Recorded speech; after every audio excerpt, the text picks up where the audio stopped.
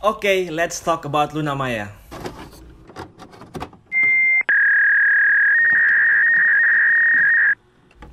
Viral beberapa hari yang lalu, Luna Maya memposting sebuah video di akun sosmednya. Entah akun sosmed yang mana, mungkin udah dihapus juga. Di mana di video tersebut dia membicarakan tentang COVID-19 dengan narasumber seorang ahli virus yang kebetulan adalah dokter hewan. Si mbaknya lupa minum obat apa gimana sih?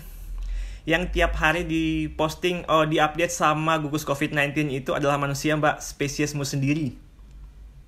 Kalau mau saya bisa kok jadi narasumber yang lebih kompeten.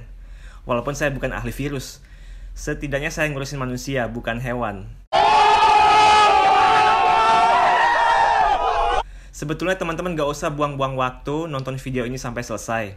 Karena pada dasarnya, semua orang bisa kok ngomongin tentang COVID-19 asal benar dan valid. Thanks buat teman-teman yang udah nonton video ini sampai detik ini. Kalau teman-teman mau terusin, saya akan mencoba mengklarifikasi semua pernyataan yang ada di video tersebut. Tapi sebelum itu, klik like and share jika kalian suka video ini, subscribe, dan bunyikan bel notifikasi supaya nggak ketinggalan konten berikutnya. Dari sebagian besar korban yang meninggal, itu belum pernah ada satupun yang meninggal hanya karena COVID ya. Jadi belum ada ya. Guys, yang meninggal karena infeksi COVID-19 sebagian besar disebabkan oleh gagal nafas akibat kerusakan paru-paru.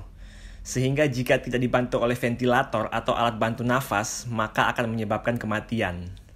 Nama virusnya aja SARS-CoV-2. SARS itu singkatan dari Severe Acute Respiratory Syndrome atau gangguan pernapasan akut berat. Jadi biasanya memang ada komplikasi penyakit, ada gangguan pernapasan, kemarin ada beberapa yang meninggal karena stroke, ada karena jantung juga ada, dan malah mereka COVID-nya negatif. Gitu. Jadi kita sebaiknya tidak menghubungkan antara COVID-19 ini dengan kematian. Bapak ini ngomongnya seolah-olah pernah menangani pasien COVID-19. Pernyataan ini sepertinya meremehkan pandemi ini. Jelas sekali penyakit ini menyebabkan kematian. Kalau enggak, ngapain tiap hari update angka kematian? Mikir. Kalau dengan sakit, ya. Bahwa kalau kita kena, kalau saya kena, saya mungkin pernah kena. Saya kena, kemudian nanti mungkin saya akan mengalami demam, atau pilek, atau batuk, atau agak-agak sesak napas lah selama 1 minggu.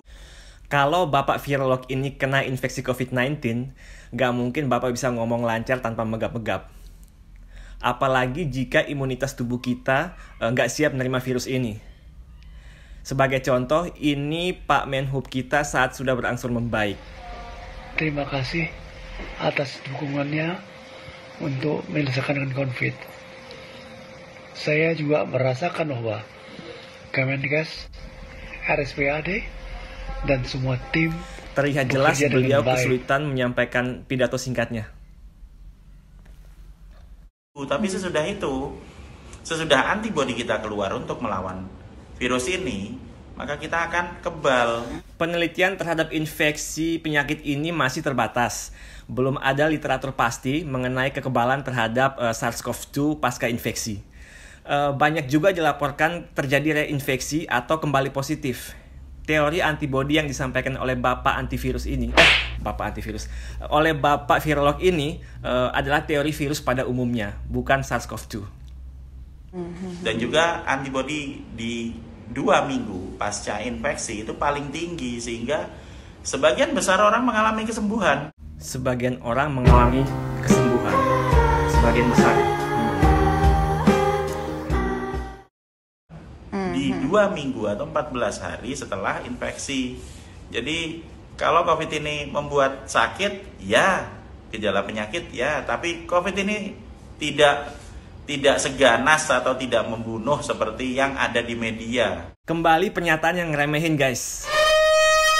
Yang ini jangan didengerin, salah kaprah banget. Bisa membuat masyarakat tidak aware atau malah ikutan meremehkan.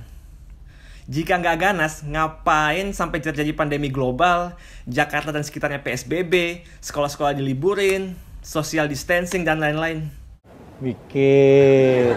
Hidup kita tuh indah, banyak yang bisa kita lakukan selama kita masih bisa hidup itu banyak, dan hidup kita bukan angka loh ya. Hidup kita tidak ditentukan dengan statistik.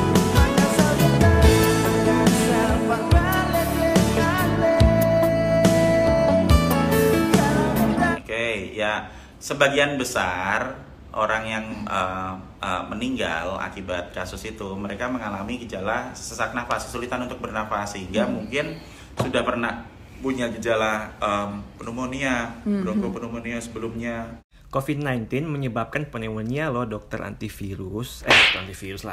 dokter ahli virus. Bukan pneumonianya udah ada sebelum infeksi COVID-19. Kemudian ada juga gejala jantung, stroke, karena beberapa kemarin ada yang meninggal karena jantung juga gitu kan. Kalau diabetes gitu dok? Nah, diabetes gini, diabetes itu tubuh akan mengalami kesulitan untuk memproduksi insulin, sehingga gula atau karbohidrat yang dimakan tidak bisa diubah jadi energi. Ya, kembali Pak ahli virus ini main dokter-dokteran. Entah dia ngomongin diabetes tipe berapa, tapi kalau kesulitan memproduksi insulin itu pada tipe 1, yang notabene pada umur muda.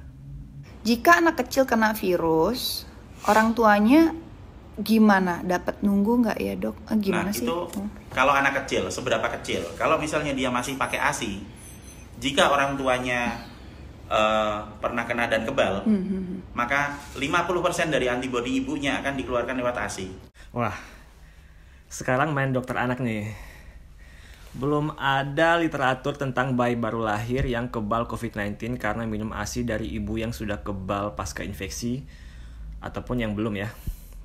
Logikanya sih masuk, tapi belum ada penelitian tentang itu. Ya. Jadi sebenarnya kalau ada yang misalkan di berita yang meninggal karena corona itu sebenarnya sudah terkomplikasi dengan penyakit lain gitu ya. Betul.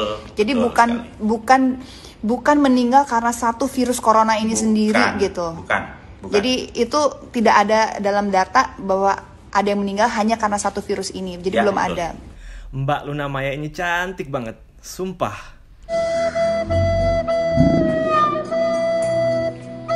Tapi kurang cerdas dalam hal memilih narasumber yang kompeten, kurang cerdas dalam mencari informasi yang benar, dan kurang cerdas dalam mengupload sesuatu yang menjadi blunder untuk dirinya sendiri.